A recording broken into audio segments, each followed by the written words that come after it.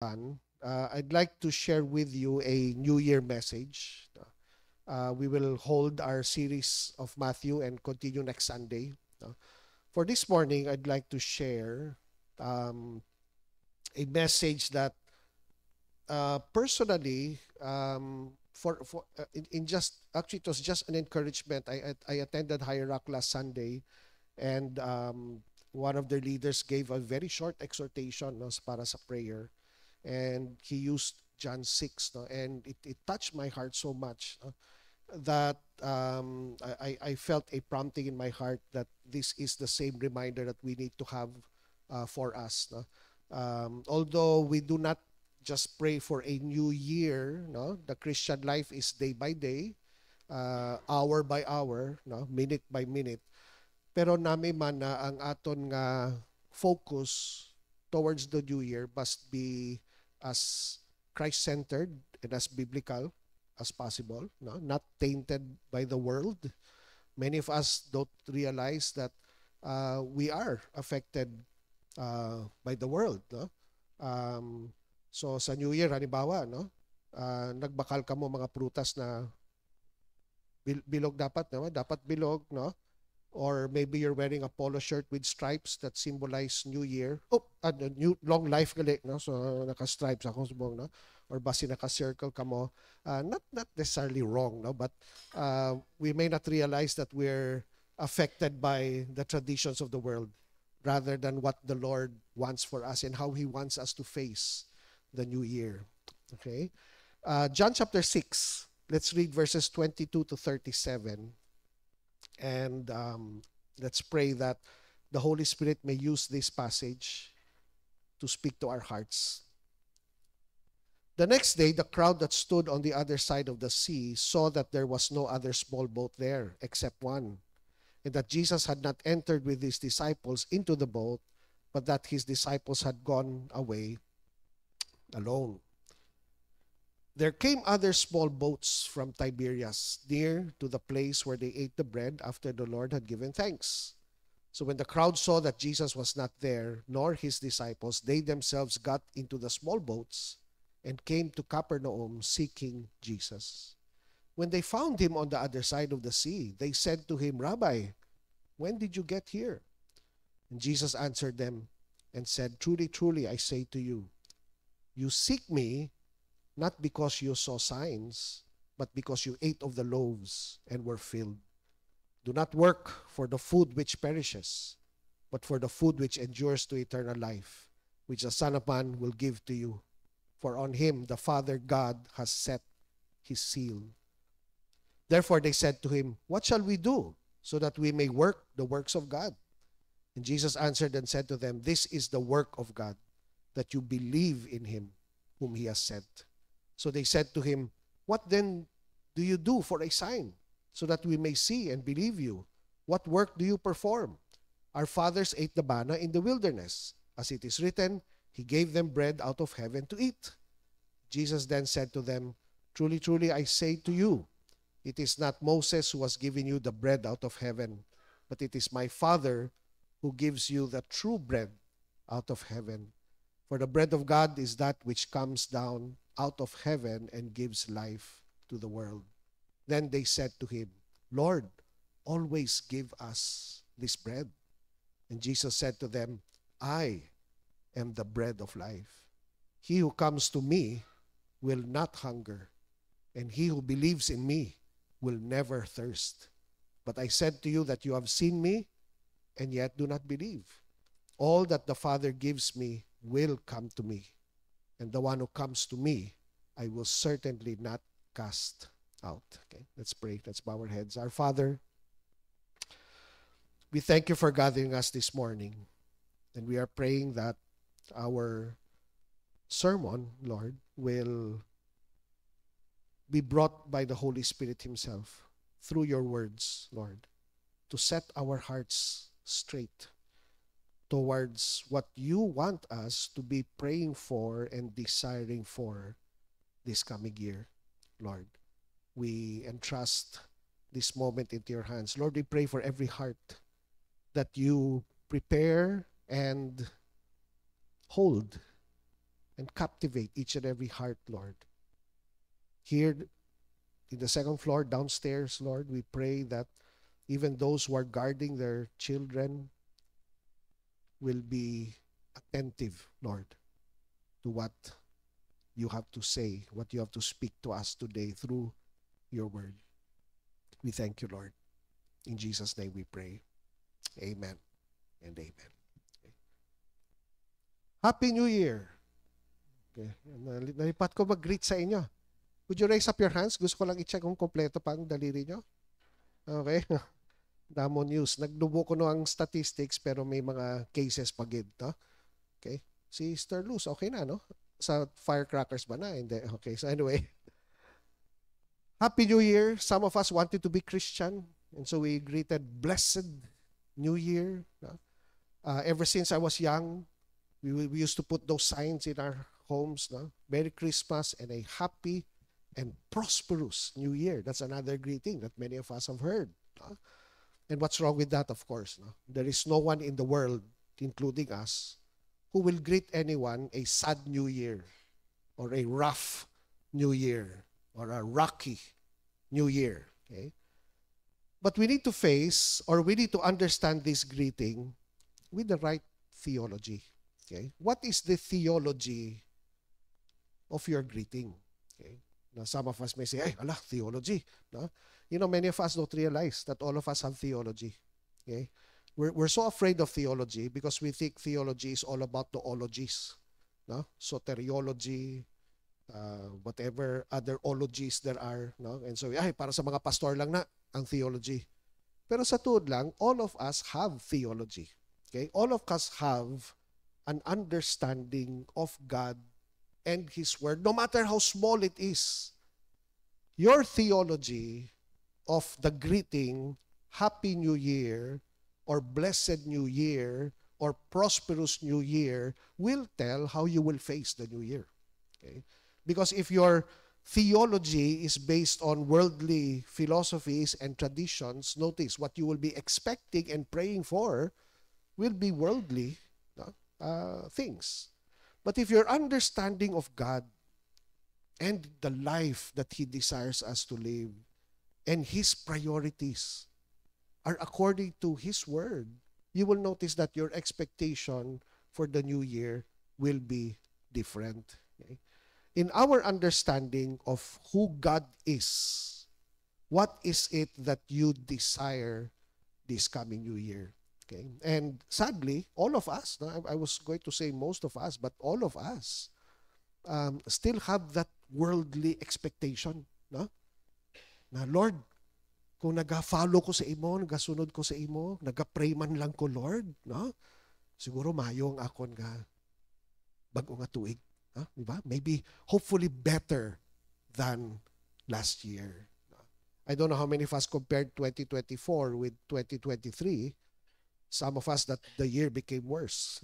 Diba? Some of us, status quo. And we're hoping, Lord, tani, sa 2025, something good will happen in my life. Okay?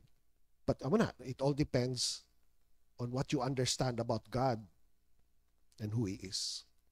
John chapter 6 for me was a pivot in John's gospel because there's something that happens in the end which we will see later on, which became a basis of the Lord's understanding of who His disciples really were.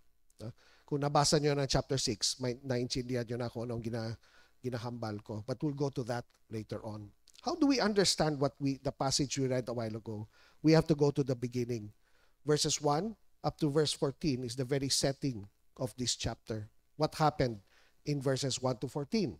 Let's just read it very quickly. I will not go through a detailed exposition of this, no? But let's just read it together. Now, verse 1 to verse 14. So after these things, Jesus went away to the other side of the Sea of Galilee, or Tiberias.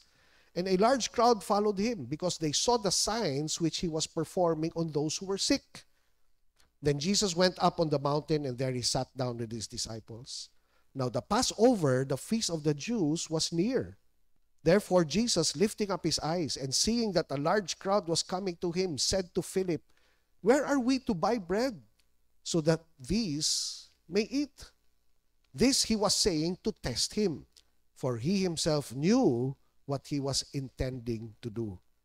Philip answered him, 200 denarii worth of bread is not sufficient for them, for everyone to receive even a little. And one of his disciples, Andrew, Simon Peter's brother, said to him, there is a lad here who has 5 barley loaves and 2 fish. But what are these for so many people? Jesus said, have the people sit down. Now there was much grass in the place, so the men sat down in number about 5,000. Jesus then took the loaves, and having given thanks, he distributed to those who were seated. Likewise also of the fish, as much as they wanted. When they were filled, he said to his disciples, gather up the leftover fragments so that nothing would be lost. So they gathered them up and filled 12 baskets with fragments from the 5 barley loaves which were left over by those who had eaten. Therefore, when the people saw the sign which he had performed, they said, this is truly the prophet who is to come into the world. Okay? Let me take a sip of holy water. No, this is not holy water. What happened in verse 1 to 14? Simple lang, no? A miracle happened. 5,000, in other Gospels, it says 5,000 men. Here, it simply says 5,000. No? Imagine these were 5,000 men, not even including women and children. 5,000, 5 loaves, and 2 fish. For the past 28 not this year, no? For the past 27 years of the Lord's Lampstand Christian Church, this actually happens every time we have a Christmas lunch or anniversary lunch, no? And especially if it's potluck or pot bless, no? Sometimes we think, hala, kasya ba ni sa tanan nga members ang Lampstand? Nagadala pa kita mga pariente para mag-enjoy. And lo and behold, all of us enjoy. Di ba? Even though feeling nato daw kajutay sang pero di ba, all of us live filled, right? Di ba? Amen? Were you filled? If you were here last Christmas lunch, we were all filled, no? May question lang ko. Ang ulos ang lechon di nagkadto, no? Hindi na ako nakatilaw saan ko. Okay, actually kabalo ko pero secret talaga. Anyway, so that's the leftovers, okay? And it's not even a joke. I actually believe that's what God does. No? But this was a great miracle, we call it, right? The Lord feeding the 5,000 with 5 loaves and 2 fish, okay? But did you notice in verse 14 that John calls it a sign? Okay? Kita nyo? Therefore, when the people saw the sign, okay, which he had performed, John does not call them miracles. Okay? He calls them signs. In John chapter 2, verse 11, the first miracle of the changing water into wine. Look at chapter 2, verse 11. John 2, verse 11, John writes, this beginning of his signs Jesus did in Cana of Galilee and manifested his glory, and his disciples believed him. Okay? Why did John call them signs and not just miracles? Okay? Because the word sign, okay, simply means that it points to something even more important than the act itself. The word sign, typically a miraculous sign, confirms or corroborates or authenticates something. So the sign is not just the issue. The issue is, ano ang purpose sang silang sign? Okay? The sign looks to the end purpose of the one giving it, not doing it. Okay? Kasi kita, as human as we are, we focus on the miracles. Wow, grabe ang milagro ni Lord. No, it's a miracle and we focus on the miracle. But in the Gospels, it's a sign. Again, it's supposed to confirm or corroborate, well, making us see something. So in the Gospels, the signs were meant, as John said in chapter 2, verse 11, that would manifest His glory so that the disciples, I don't know if it's still there, the disciples would believe in Him. The purpose of the signs was so that the people who saw it would believe in who Jesus is, which, by the way, was the very intent of John when he wrote his gospel. The gospel of John, just like all the other gospels, were not just an enumeration of everything that Jesus did. No, there was a purpose. Okay? In John chapter 20, para makita natin, brethren, no? In John chapter 20, verse 30 and 31, John himself tells us straight. No? Therefore, many other signs Jesus also performed in the presence of the disciples, which are not written in this book. Have you ever heard that argument of someone saying, o kung tuod ang Bible, nga hindi kompleto ang kabuhi ni Lord? Why don't we see His life when He grew up? Why don't we see His life as a teenager? Because the Gospels were not an autobiography. They were not just meant to tell a story of who Jesus was. They were meant for what? These signs, look at verse 31, but these have been written so that you may what? Believe that Jesus is the Christ, the Son of God, and that believing you may have what? Life in His name. So hindi lang believe. We're not just supposed to believe, but as we believe in who Jesus is, He gives us life. Okay? There is a life. Ang usual concept nato sang life is eternal life. That's why I believe in Jesus, so when I die, no, but life is more than just eternal life. It includes eternal life, but it includes our life here. That eternal life that we're waiting for actually begins here. And it all happens because we believe. All of these signs were meant to tell people who Jesus was, not what He could do. And that's our problem. Okay? That's a big mistake that all of us make. Every time there are miracles in our life, every time there are answered prayers in our life, many times we just focus on the miracle. We just focus on the answer to prayer. We see the miracles, the wonders of God, but instead of confirming that He is Jesus, the Son of God, all we say is, He is the God of miracles. He is the God who answers prayer. And hasta dira na lang ta. And that's why what happens? When our prayers are not answered, gagamo ang aton nga theology. Oh, abi ko, God answers prayer. Lord, simple lang ang ginpangayo ko. Nga hindi mo ginsabat. Because that's not what the miracles or the answered prayers were for. Every time God works in our life, whether it's feeding 5,000 with 5 loaves or 2 fish, or a simple miracle as Jesus healing the fever of Peter's mother-in-law. Have you ever read that? It's a very simple miracle. Pagsulod ni Pedro ni Jesus sa balay ni Pedro, arang iyang mother-in-law, may fever. And the Lord heals the fever. It's not just about demon possession or leprosy, even fever. What were all of these signs meant to do? To point to Him, that we may believe that He is the Son of God, that He is God. Okay? That's why the question is that belief growing in our hearts? Or are we simply saying, miracles are real? Okay?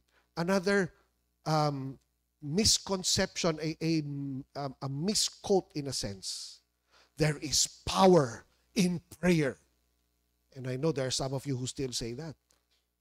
Okay? Because the world says that. Have you ever realized that? Even miracles. Okay? Even miracles. What's that song of, there's a Disney song, diba?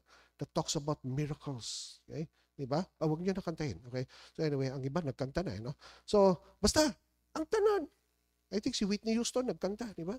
Na miracles. Right? Even the world believes in miracles. Everybody believes in the power of prayer. What do we believe? See? What do we believe? That prayer has power? Or that this Jesus whom I worship is God. Every time your prayers are answered, it's supposed to tell us, I am God. I am the Lord. Okay? And this is what these wonders in our life and miracles and answered prayers are all about. They're all about strengthening our belief in who He is. When there are 5,000 that we need to feed, what is the first thing that we need to say? Makamilagro ang Diyos. No, the first thing we say is, Lord, you are God. You are God. Okay? And notice si Philip, di ba?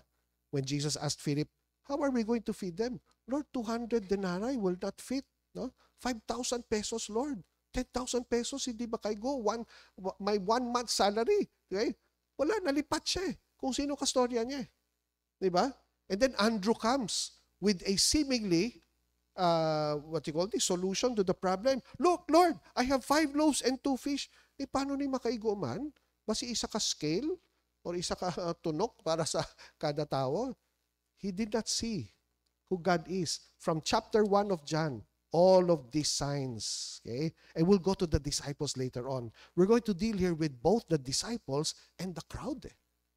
But these signs were meant, okay, to say, you are God. When there are storms in our life, we sang about that a while ago, right? What's the first thing that should enter our minds? Lord, you can calm this storm. You can take away this storm. And that's the problem. Because even if we say that, nagapanik pantagyapon eh. Diba? No, the first thing that should come to our mind is, Lord, you are God. You are Lord. Okay? For those of us who are active in intercession, those of you who join our congregational prayer, have you ever wondered why? When we begin to pray, we begin by praising and glorifying God. No? Maybe some of us think na the warm-up lang siya. Okay? No, when we begin to pray, Lord, we bless you, we worship you, you are King, you are the... Why? Because before we pray, it has to be clear in our hearts who we're praying to. Kasi hindi lang ang prayer ang importante. Ang importante, kabulo kita. And that's why before we pray, and you can do this at home, before you begin your prayer time, you begin first with worship. Lord, you are great. You are the great I am. You are the Alpha and the Omega, the beginning and the end. You are the Lion of Judah, the Lamb who was slain. And all of those confessions, all of those statements that you're saying when you're praying, it builds up your faith, not because of what you want Him to do, but because you see Him as He is. You see, when you begin to remember who God is, later on, you will not realize, naglabay na gali ang storm. The Lord doesn't have to take away the storm. Makipot na lang ka mo na naglabay na lang ang storm. Why? Because I was beside God. I was with my Lord. When I had to feed 5,000 and 2 fish, all I had to realize was, who is this Jesus standing before us? Okay? That's why after the miracle, or after the sign, the first test were the disciples. You know that. They had to believe in who He was. John 6:14, look at the response first of the crowd, and we'll go to that later on. In John 6:14, after the sign, therefore when the people saw the sign which He had performed, what did they say? This is truly the prophet who is to come into the world. Okay, it's not there. Okay? Arasayin nyo nga Bible. No? Nakita nyo? In the NASB that I'm using, the word prophet is in capital letters. Sa inyo, amo man? Capital letters? Okay. So that's capital. Why? You know this statement of the Jews? It was correct. Okay. Who was this prophet? Okay. You find that in Deuteronomy 18. No? Could you turn your Bibles there? I-mark nyo para ma-share nyo. Okay? Di ba? We want to encourage you. We hope it happens this year. Take down notes. Mark your Bibles because later on you'll have to share this with someone. Who is this prophet? Why is Jesus called a prophet? They were not wrong. They were right. Because in Deuteronomy 18, verse 15 to 19, this is what the Lord promised Israel. And Moses wrote this in verse 15. The Lord your God will raise up for you a prophet like me from among you, from your countrymen. you shall listen to him. This is according to all that you asked of the Lord your God in Horeb on the day of the assembly, saying, let me not hear again the voice of the Lord my God. Let me not see this great fire anymore, or I will die. They were so afraid of the voice of God. The Lord said to me, they have spoken well. I will raise up a prophet from among their countrymen like you, and I will put my words in his mouth, and he shall speak to them all that I command him. Can you imagine Jesus, brethren? He was the exact representation of God, the image of God. And he was walking around Israel speaking the words of God, and the people were not dying. That's what you call grace. The grace of God was there. The grace of God up to today is there through Jesus Christ. Because this fear of God, that's inherent in all of us. And nakadlok kita sa Diyos. But through Jesus Christ, through His grace, He brings us His word. And that's why, take note of that in verse 15, it says, you shall listen to Him. And then in verse 18, I will put my words in his mouth, and he shall speak to them all that I command him. The Jews were correct. Okay? They said, this is truly the prophet who is to come into the world. Ang question ko lang is, were they listening to him? Well, we'll see that later on. Let's go first to the disciples. So John chapter 6, verse 16 to 21. This is the next story. Now when evening came, his disciples went down to the sea. And after getting into a boat, they started to cross the sea to Capernaum. It had already become dark, and Jesus had not yet come to them. The sea began to be stirred up because a strong wind was blowing. Then when they had rowed about 3 or 4 miles, they saw Jesus walking on the sea and drawing near to the boat, and they were frightened. Other gospels say that the disciples shouted, it's a ghost. Okay? Because they saw Jesus walking on the sea. But he said to them, it is I. Do not be afraid. So they were willing to receive him into the boat, and immediately the boat was at the land to which they were going. Okay? Ano what ang sign? Okay? A sign was meant to authenticate or to corroborate who was the one doing the sign. The feeding of the 5,000, and we're just in chapter 6. Okay? All the other signs which John says, John himself confesses, hindi ko ginsulatanan. But I just chose these signs so that you would believe in who he was.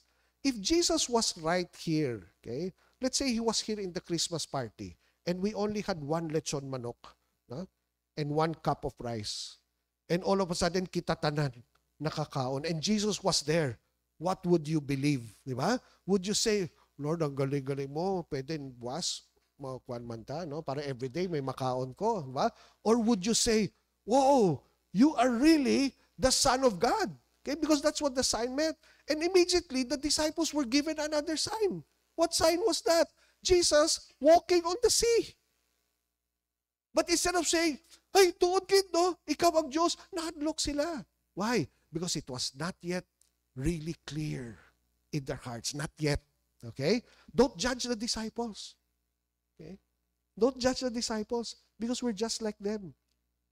If there's one thing sure about the Gospels, you've heard me say this before. If there's one thing, if you read about the Gospels, the disciples were not perfect. They failed Jesus many times up to the end.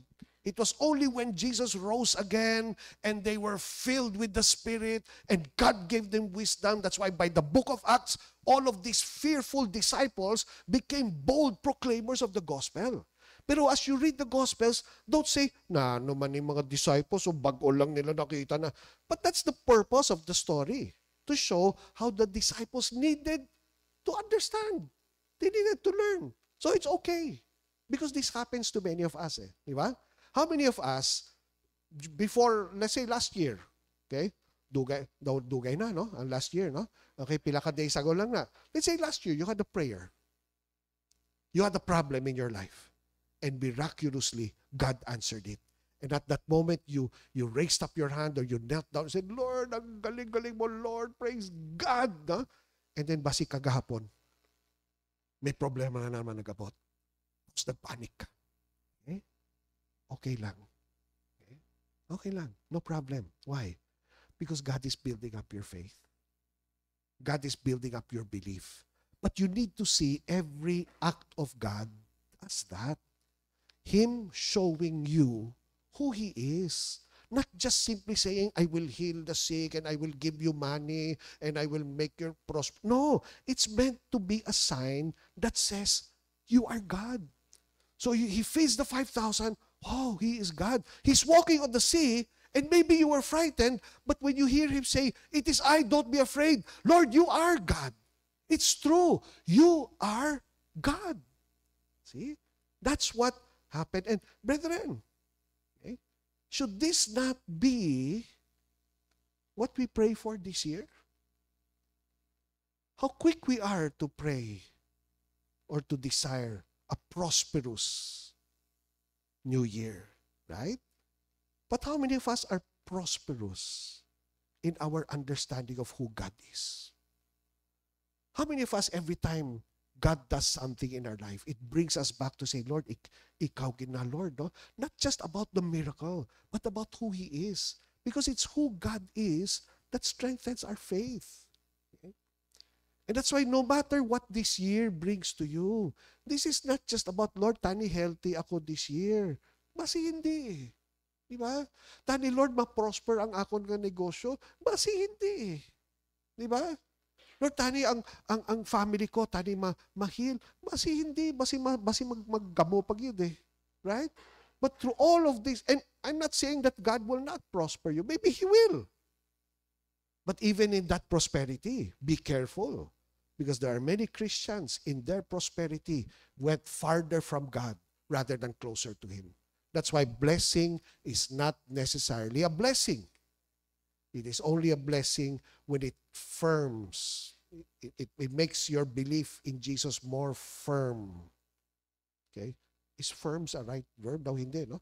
It makes it more firm in your mind and heart who your God is. Because later on, when you face the next storm, kinanglan, Lord, you are God. You are Lord. I may not see you yet. Hindi ko maintindihan, nagalakat ka sa tubig, but you are God. You are Lord. And then when He brings you through it, gabakod pagid ang imo nga understanding that He is God. Hindi miracle worker, hindi prayer answering God, hindi.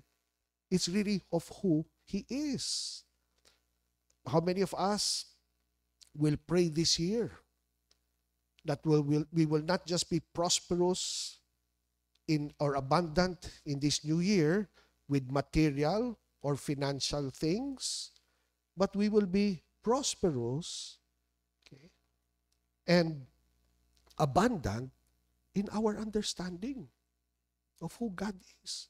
Do you know how rich your God is? Okay? Hindi kwarta, ha? Okay? Sometimes, in my first church, we used to say that, my God is rich. No? Okay? Every time people would ask me, paano ang buhay mo, pastor? Ay, mayaman ang Diyos ko. Okay? As if money comes from heaven. Di ba? No. Our God is rich. What do I mean? Turn with me to Colossians chapter 2, verse 1 to 3. How many of us have this realization, okay, of the wealth that we have in Christ? Colossians 2, verse 1 to 3. For I want you to know how great a struggle I have on your behalf, and for those who are at Laodicea, and for all those who have not personally seen my face, that their hearts may be encouraged, having been knit together in love, and attaining to all the wealth. You see the word wealth and you wonder, hala, siguro kwarta na. Di ba? All the wealth that comes from the full assurance of understanding, resulting in a true knowledge of God's mystery, that is Christ Himself, in whom are hidden all the treasures of wisdom and knowledge. Okay? Sa Tiempo Sang Marcelo, may ara hidden wealth. Okay? No offense to our president if you're listening to the sermon. Okay? But that was the Marcos era. Damo ko no hidden wealth na hindi makita sang tao. We Christians, okay? we are um, we are in a sad state if you don't understand this wealth that there is in Christ. It is such a wealth that when you grow in it and see it, it does not matter what happens in the world. That's why in Colossians 3:16, Paul wrote and said, let the word of Christ richly dwell within you, with all wisdom, teaching and admonishing one another, with all psalms and hymns and spiritual songs. For how many of us this year, the wealth that you will be praying for will be the wealth of your knowledge of Christ? Na every quote-unquote centavo nga knowledge na ginakuan mo, ginatunan mo pati kay Lord, you understand you're becoming more spiritually and spiritually wealthy, rich in Christ. Okay? That's a riches, brethren, that the world does not offer. And that was the riches that the crowd in John 6 did not see. Let's go back to John 6. Verse 22. So the disciples had a lesson. You saw that?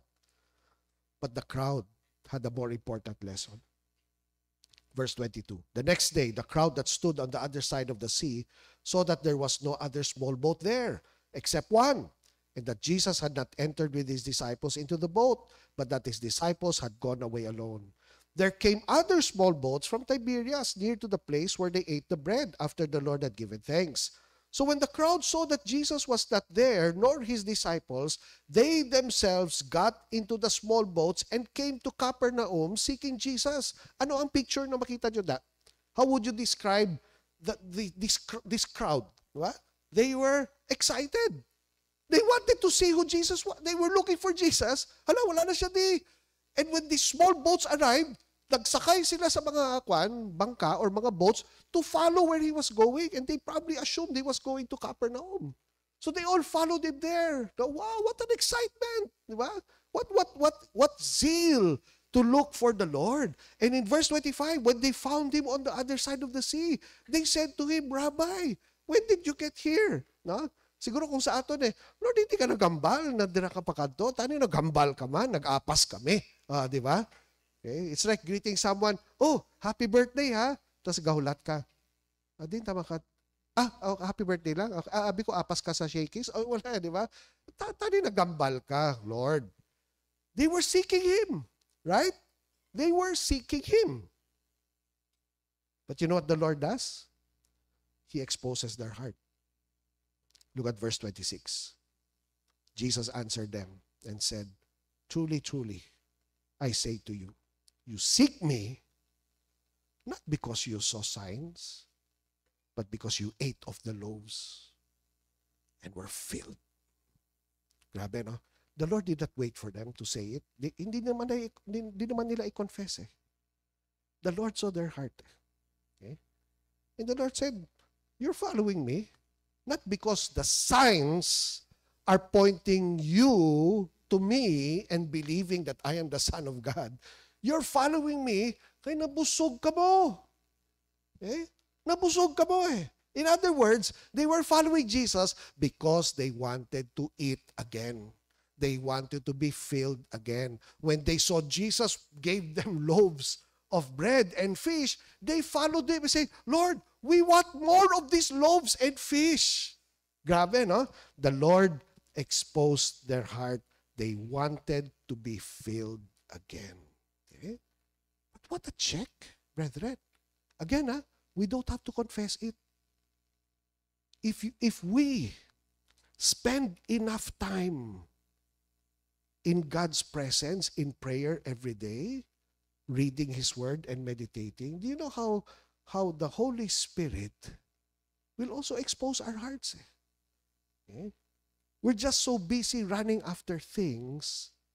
That's why when a brother or a sister admonishes us or warns us and saying, bro, Basi greedy ka na. Sobra ka naman, nagpangakig pati. Basi materialistic ka. Ano ka man, judging ka naman. Why? Because we don't see it.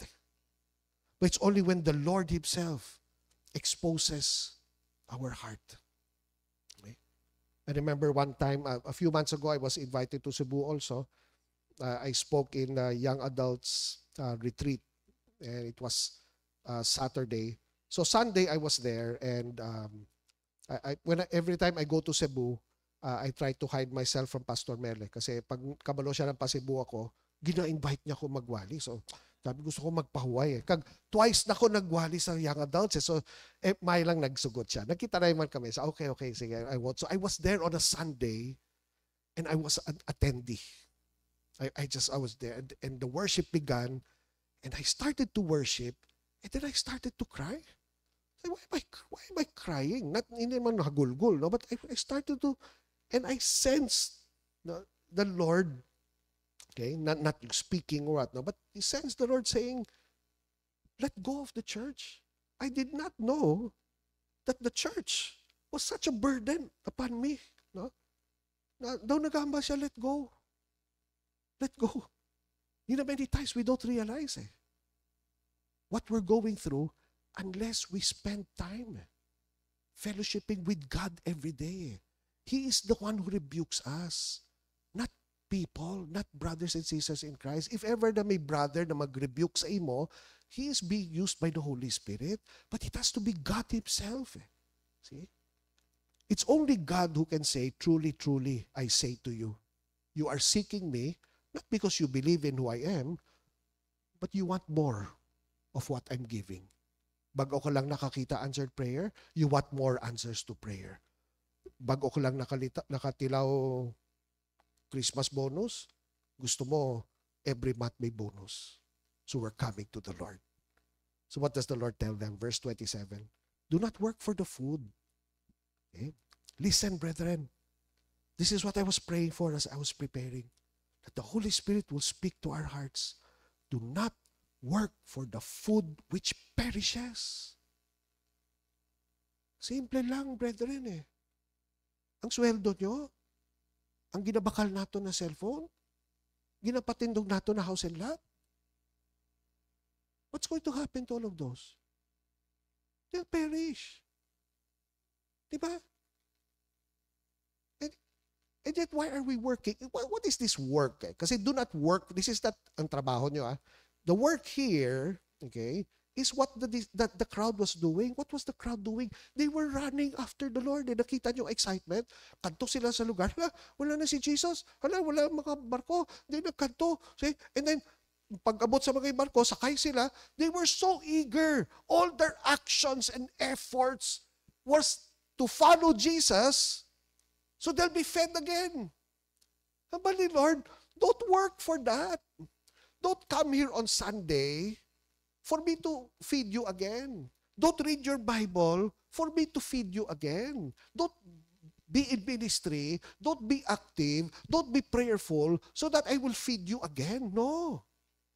All our work as Christians is supposed to be, Lord, I want to believe in you. I want to know who you are. That was the work, brethren. The effort they were making to follow Jesus. That's why ang itsura niya correct. They were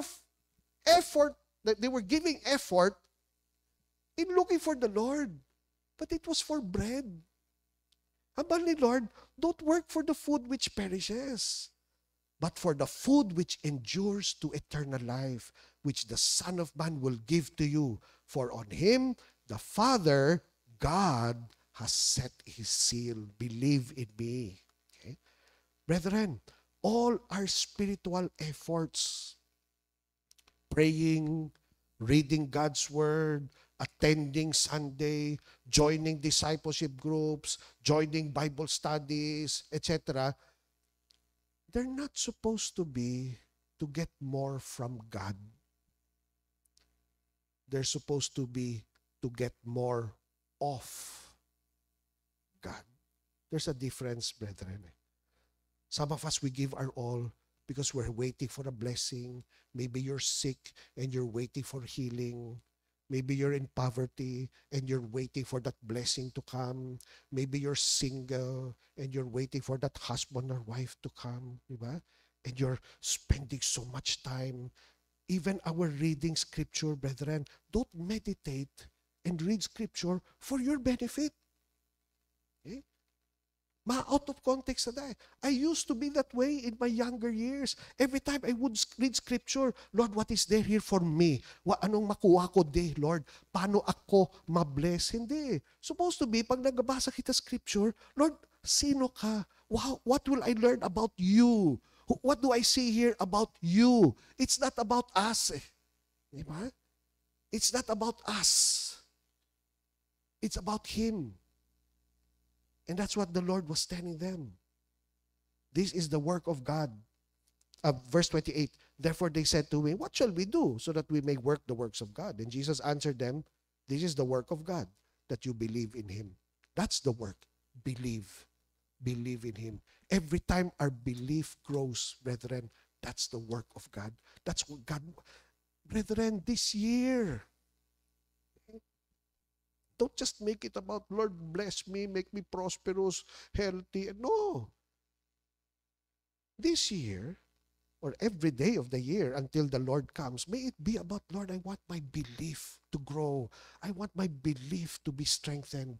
It's not about what you will give or what you will do, Lord. And it's all about understanding who you are. The food that reaches to eternal life, that endures to eternal life. We are not to work for the food that spoils. Okay? I mentioned a while ago that the work here is not necessarily ang trabaho naton, pero sometimes ang aton nga trabaho, okay, yun nga, we're focusing on what spoils rather than on what is eternal. Okay? See?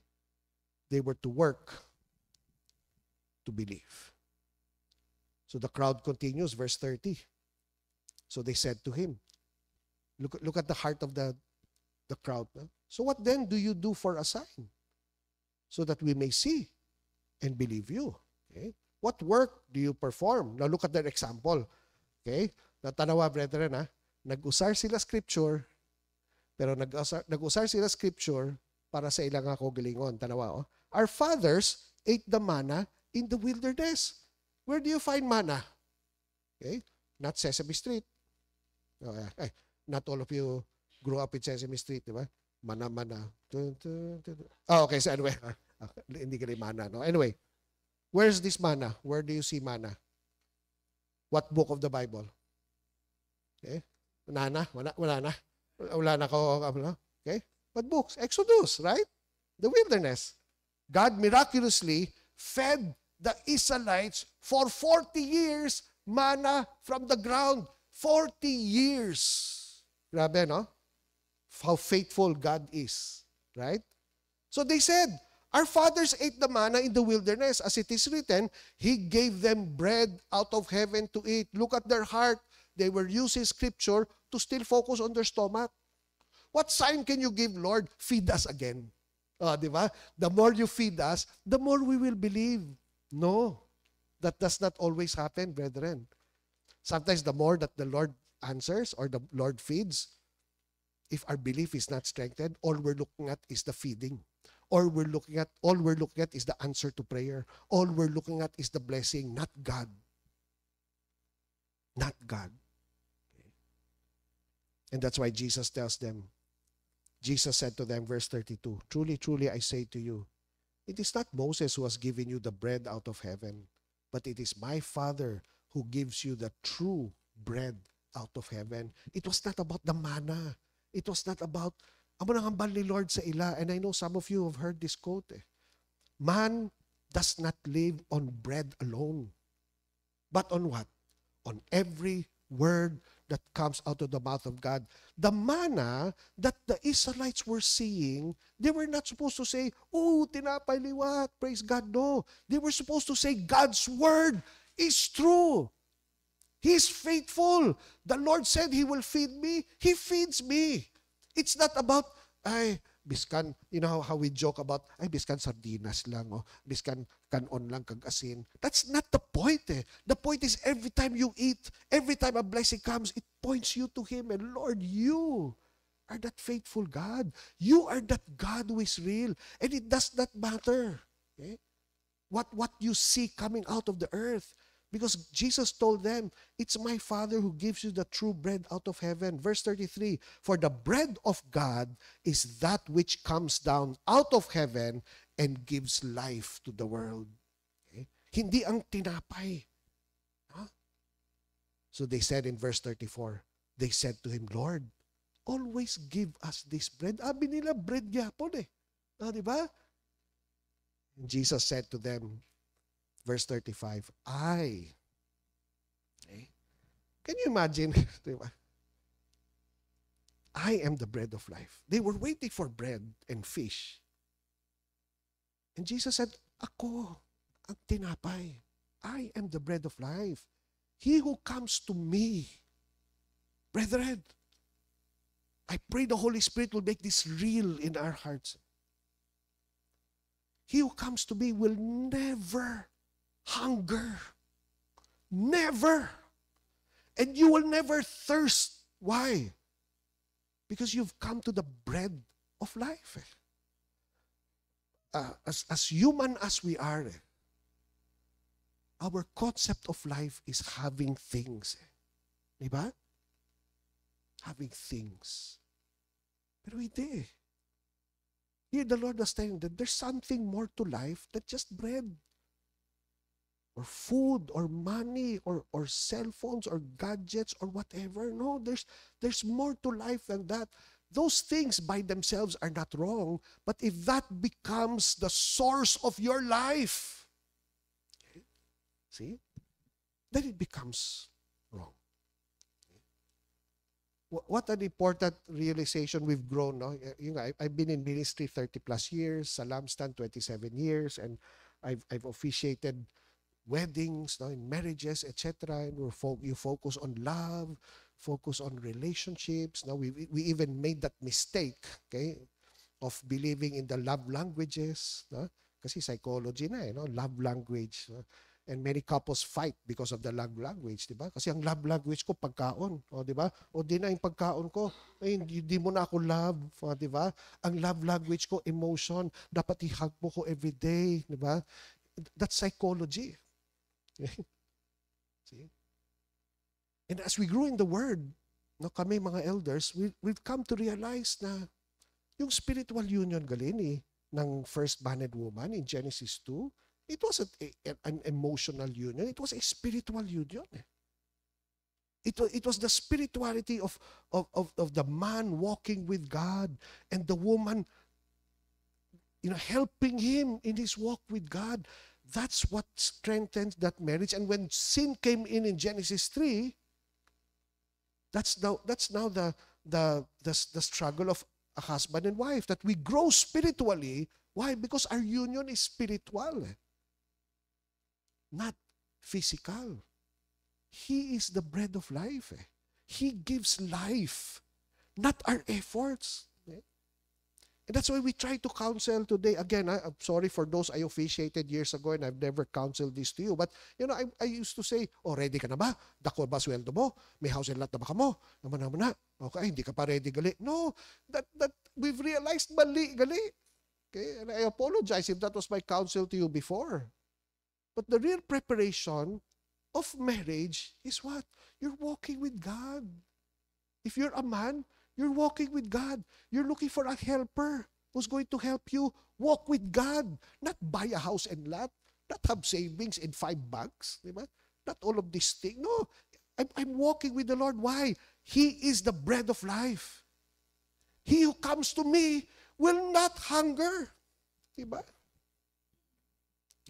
He who comes, he will not hunger. And that's what the Lord wanted them to seek. They were seeking Him Tinapay ang ginapangitan nila Hindi siya. Okay? Hindi siya. So what happened? I won't go through the whole story because I don't have that much time, I know. No? Verse 42. What was the reaction of the crowd? They were saying, "Is not this Jesus, the son of Joseph, whose father and mother we know?" They did not know who he was. How does he now say, "I have come down out of heaven"? So Jesus answered and said to them, "Do not grumble among yourselves." Grabe si Lord, na? Kabalo siya eh. Kag-grumble ka mo. Okay? No one can come to me unless the Father who sent me draws him. Okay? Wow. Nice, na? You don't need any theology or doctrine. All you need is the Word of God. Did you get that? No one comes to me unless the Father who sent me draws him. Okay? And I will raise him up on the last day. It is written in the prophets, and they shall all be taught of God. Everyone who has heard and learned from the Father, he comes to me. Okay? So Jesus told the crowd, don't grumble. You just have to believe. Okay? Pero hindi nila makuha eh. Another emphasis in verse 48. I am the bread of life. Your forefathers ate the manna in the desert, yet they died. But here is the bread that comes down from heaven, which a man may eat and not die. Okay? I only realized something as I went through this to prepare this sermon. Verse 4. Kanta ko mo sa verse 4, chapter 6. Now, the Passover, the feast of the Jews, was near. So, manog-celebrate na gali sila sa Passover. Di ba? What was the Passover celebration? Okay? Again, where do we find the Passover? Book of? Okay. See? That's why dapat rich ka mo in the Word of God. Di ba? Amen ba? Oh, Book of Genesis. Okay? Oh, okay. Gina-check ko lang kung may mag-react eh. May nag-amen ba? Okay, so anyway. Di ba, they left Egypt. There was a curse of death to come upon the firstborn, upon all Egypt, and that included the Israelites. But God told them, each family, slaughter a lamb, okay, prepare a meal, and then the blood put on your doorpost. And when the angel of death passes by and sees the blood, he will pass over your house. No death will come. And I just connected it with what the Lord said. Okay. Your forefathers ate the manna in the desert and they died. But here is the bread that comes down from heaven, which a man may eat and not die. I am the living bread that came down from heaven. If anyone eats this bread, he will live forever. Okay? Again, ang emphasis ni Lord na, kung ang focus nyo, ang earthly things, ang tinapay ng sangkalibutan, mapatay man kumugyapon eh. But if your focus is me, I am the bread of life, and you partake of me, you will live forever. This bread is my flesh, which I will give for the life of the world. Okay? And the crowd did not understand. They just wanted bread. Sabi, no? Brethren, don't be the crowd. Don't follow Jesus. Don't work for the food that spoils. Work for the food that gives you life. Again, not just eternal life when you die, but even life here. But Lord, what's that feeling of never hungering and never thirsting? For us, it's about the abundance of food and water. But no, it's here. Diba? It's not about the Lord raising up the quality of life. Many of us still have that concept that when we come to Jesus, Lord, kung anong kabuhi ko sang hindi pa ako Christian, mas maayo. Where did the Lord say that? No. The richness of a disciple of Christ is in his knowledge of God. It's like every time you come here on Sunday, of course you need to pray for that every worship song, every preaching of the word, you go home filled, no? Busog ka mo spiritually. But every fellowship you have with every believer, every Bible study you join, every discipleship group that you are part of, Every whatever YouTube you're listening, maybe you're listening to someone from abroad, it's all meant to make you spiritually rich. And when you're spiritually rich, brethren, notice how nothing matters anymore. Okay? That's in the last congregational prayer, one of our brothers gave a testimony. Many of you know him. He's going through cancer. Okay? He's there downstairs. Talk to him. He may be in a wheelchair, but he's so spiritually rich. Not only is he just waiting for eternity to come, but every moment that he has. Okay? And this is the life that God wants us to have, brethren. Don't just focus on happy, blessed, prosperous, materially or earthly. No. But you know what, brethren? It wasn't just the crowd who was grumbling. Balik na naman kita sa disciples, sa John 6. Look at verse 60. Okay? Therefore, many of his disciples, when they heard this, said, this is a difficult statement. Who can listen to it? Okay? Disciples na, brethren. So it wasn't just the crowd, it was the disciples also. This is a hard teaching sa NIV. Who can accept it? Lord? Ikaw lang, Lord? Tapos, I will not worry about my salary or my savings or my investments or my career or my position. I will not worry about anything, Lord, and I will have life. That's a hard statement to give.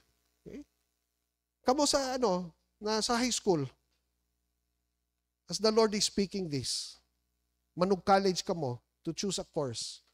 You mean I will just focus on the Lord and okay na ang life ko? Oh, is that a hard thing to accept? If you're in college now, you're about to graduate, or may trabaho ka subong, pero ang sweldo mo gamay lang. Oh Lord, ako na. And you look at your family and say, paano sila makakaon? Di ba? Paano sila? Lord, paano naman? Okay? It's a hard teaching. How can you accept it? Disciples, That's not the crowd. These are the disciples. So Jesus said, okay,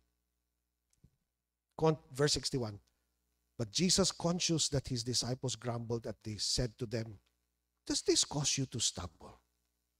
Okay. What then if you see the Son of Man ascending to where he was? Okay. Does this cause you to stumble? Okay. Verse 63, it is the Spirit. Here's another verse that I was praying this whole week, that the Holy Spirit himself would place in our hearts. It is the Spirit who gives life. The flesh, what? Wala sa screen. The flesh profits something. Nothing. Okay? Na? Wala. I'm sorry. Maybe there's a little, The flesh, you understand it? I'm trying my best not to bring my emotion. Okay? It's the word that has to bring this emotion. But syempre, as your pastor, you know what? It's hard to control my emotion. Because in our burden, kami mga elders for the church, sometimes we have to bring this emotion. Brethren, the flesh profits nothing. Can you imagine that? The flesh profits nothing. If everything we're running after in this life is all about our flesh, wala gali profit. Okay? We're just talking to someone in Manila, a relative who trades in Bitcoin. That's the new thing now, Bitcoin. I'm too old to really understand it. Although kaedad ko siya, so it's not an excuse. Mahina lang ako sa mathematics. So anyway, Bitcoin. Okay, so he's not only buying, he's trading. Okay? And ang problema ko sa Bitcoin is, sometimes isa ka oras, lain na yung price. So what's happening? They're always on their cell phone. Okay? And many of us, some of you may be. I don't know. I have no idea if anyone here is into Bitcoin. But that's them. He's always looking. Sometimes early morning, mabukta. No, ano presyo? Di ba? Tapos, pag may gusto mag-trading ko, kinanglan, and sikita, baklo. Kasi kung mag-delay ka lang jutay, mangita siya ibang nga trader or something. So, you're always, all of this flesh, you're so into everything for the flesh, and then you realize when everything ends, it profits nothing, gali. Diba? It profits nothing. I'm not saying don't trade in Bitcoin, because that's good. It turns out it's a good way to earn money. But you need to understand it profits nothing. It's the Spirit who gives life. When you run after the Spirit who gives life, you know where your life comes from. Your life does not come from Bitcoin. It does not come from investments. It does not come from the stock market. It does not come from being promoted. Your life comes from the Spirit. You know that. And that's how you face all that you're doing with the right heart. See? Trading and investing and being promoted and higher salary, that's not necessarily sin. It's when you're running after something that has no profit. Okay? The Spirit, it is the Spirit who gives life. The flesh profits nothing. What did Jesus say? The words that I have spoken to you are what? Are spirit and they are life. Di ba naghabal ang crowd? Truly, he is the prophet who was promised. Hambal ni Moses, when this prophet comes, listen to him. Were they listening? No. They had the right theology, but the wrong heart. Di ba? How many Christians will you talk there? Makipag-debate sila, pati sa Trinity, pati sa Tulip, pati sa ano-ano na. Makipag-debate sila. Pero anong kabuhi nila? Wala. So many doctrinally correct Christians today who have no life. Why? They're not listening. Not studying. There's a difference between studying and listening. Okay? He's a prophet. I listen to him. There are many Christians today who treat God and his word as an option and not a necessity. Many of us. That's why we don't give time to the word. We don't give time to prayer. Okay? What's more important for me is what profits nothing. Please put that in your mind.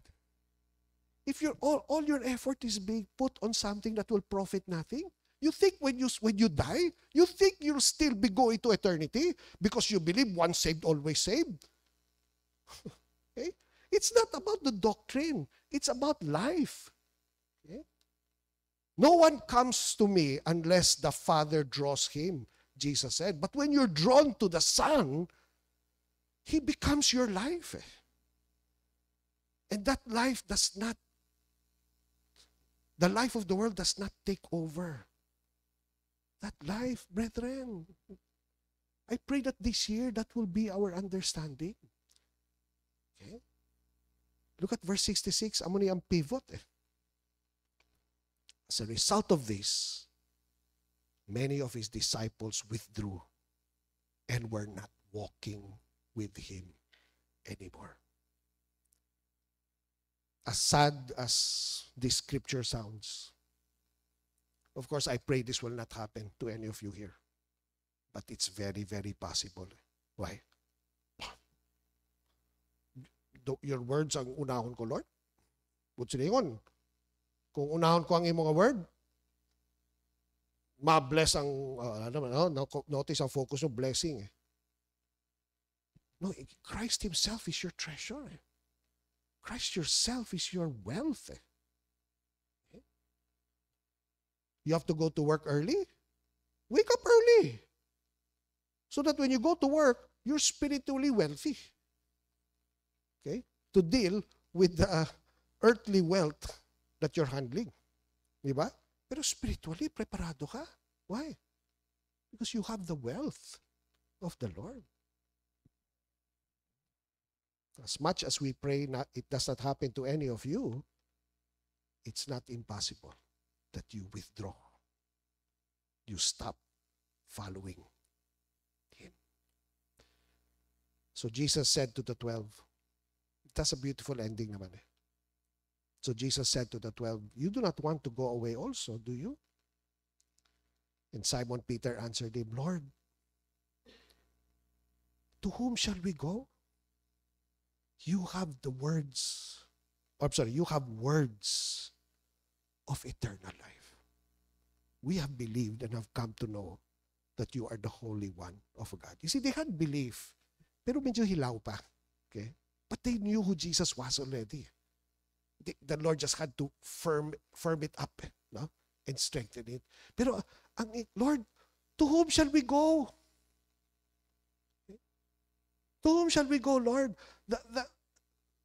The wealth we're looking for is not found in the world. Brethren, don't make that mistake.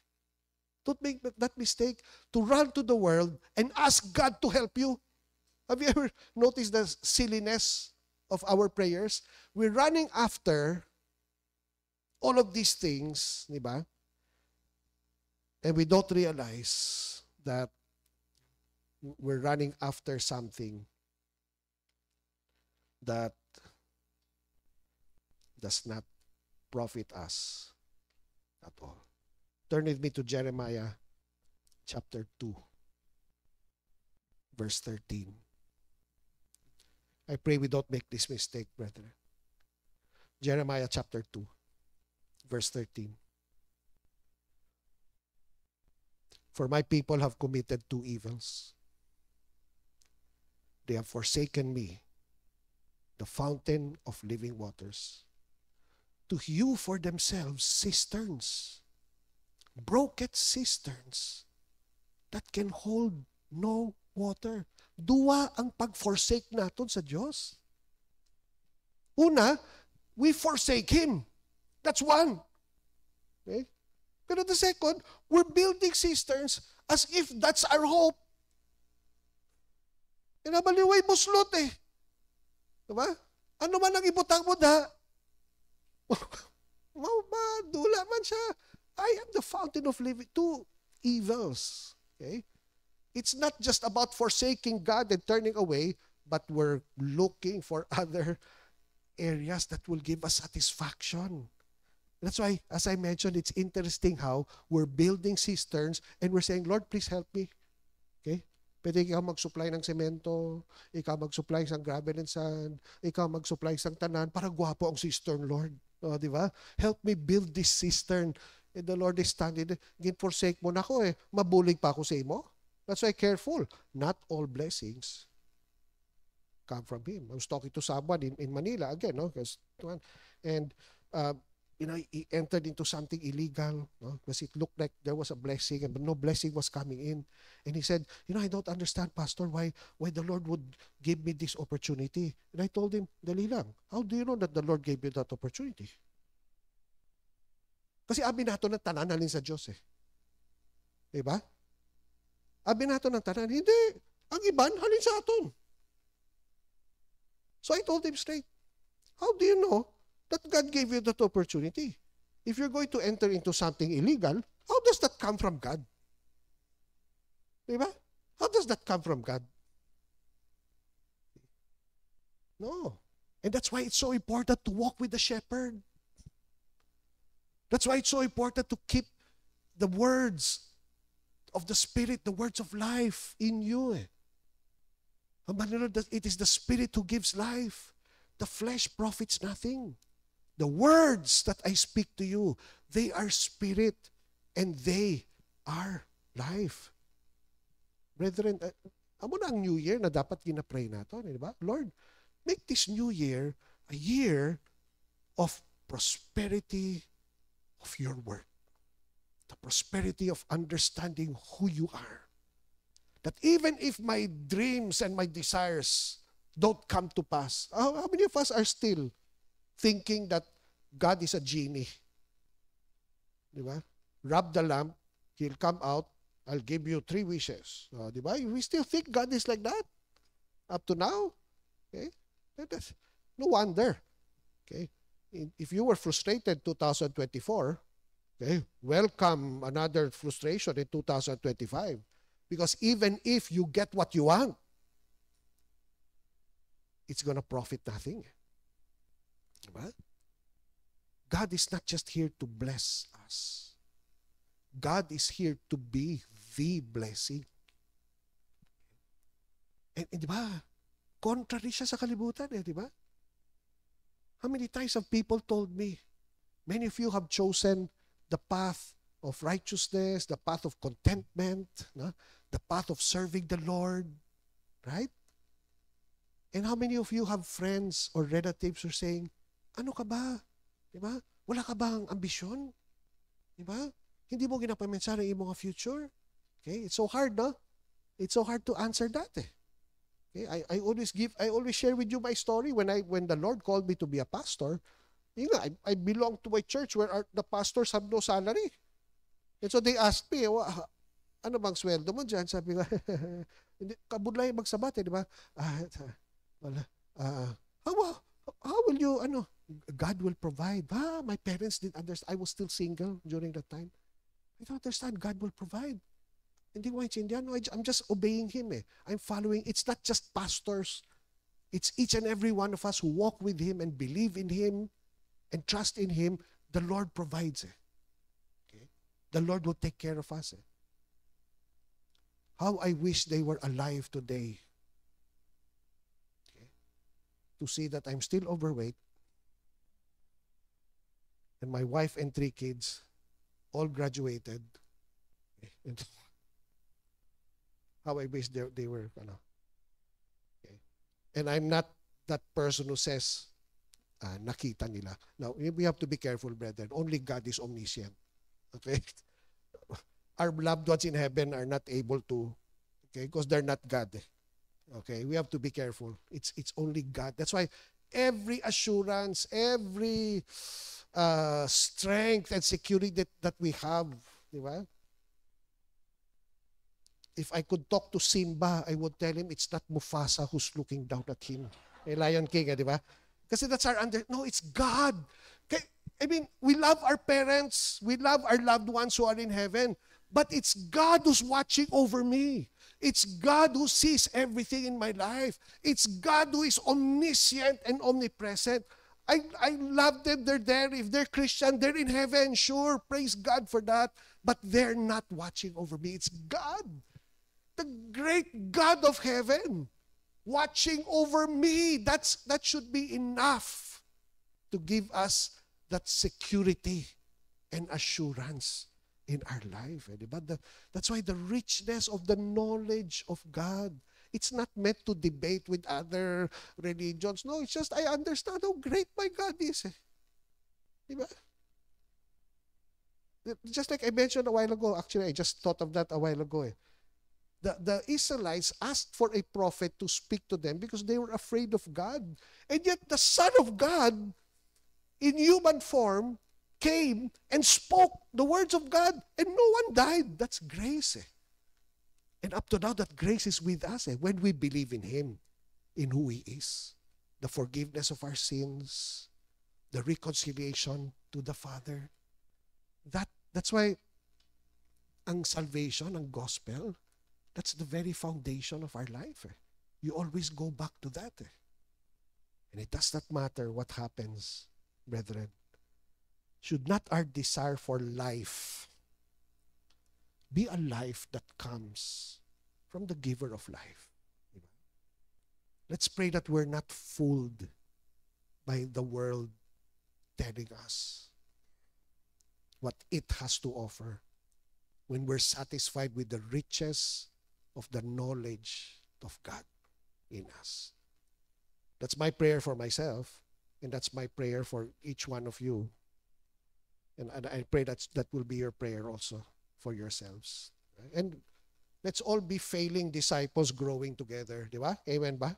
I mean, we just saw a beautiful story of the disciples afraid. Kasi kita na that's all of us But let's grow together. Di ba? Let's grow together and this belief that we have, let's strengthen it and make it as firm and strong as possible for this year. Okay, let's pray. Father, we look to you. We look to you for this year. But our prayer is that our primary goal is to know you more, is to receive the life, Lord, that comes from you. And yes, we may have material and earthly blessings. Yes, Lord, that's true. But they will not replace the life that you give us. I pray that you further strengthen that belief in many of us here. I pray, Lord, today you may have opened hearts for them to seek you, Lord. That we just entrust everything. Lord, we entrust each and every day of this year into your gracious and loving hands. Thank you, Lord. All praises belong to you, O God. In Jesus' name we pray. Amen and amen. Let's bless the Lord, brethren.